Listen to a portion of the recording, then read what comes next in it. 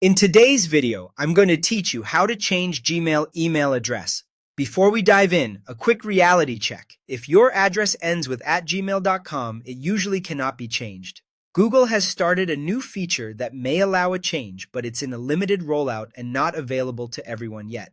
If you don't see the option in your account, the practical workaround is to create a new Gmail address and move your stuff there. With that in mind, let's look at what you can do today. Open a browser and go to myaccount.google.com. You can also tap your profile picture in a Google app or on a Google page and choose Manage Your Google Account. On the account page, go to Personal Info. Under Contact Info, select Email. This is where Google lists your primary address and any ways you can sign in.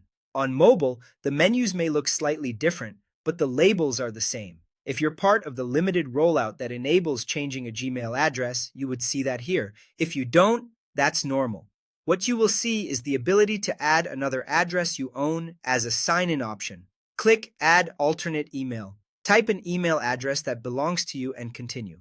For security, Google may ask you to re-enter your password. You'll then need to verify ownership. Follow the on-screen prompts, check that mailbox for a message from Google, and complete the verification. Once verified, that alternate becomes a sign-in alias for your Google account. In practical terms, it lets you log in with another email without changing your original Gmail. It's useful for flexibility and recovery, but it does not rename your existing Gmail address, and messages you send from Gmail will still show your original address unless you adjust sending settings separately. If your goal is a different Gmail address and the change option isn't available to you, the best solution is to create a new account and transfer your data. That means setting up the new address you want and moving over the items that matter to you, like messages you plan to keep, contacts, and files, then letting people and services know about the change. It's a cleaner long-term approach, especially if you want a new name or handle. To recap, most Gmail addresses cannot be renamed. The new change feature is still limited, and adding an alternate email simply gives you another way to sign in.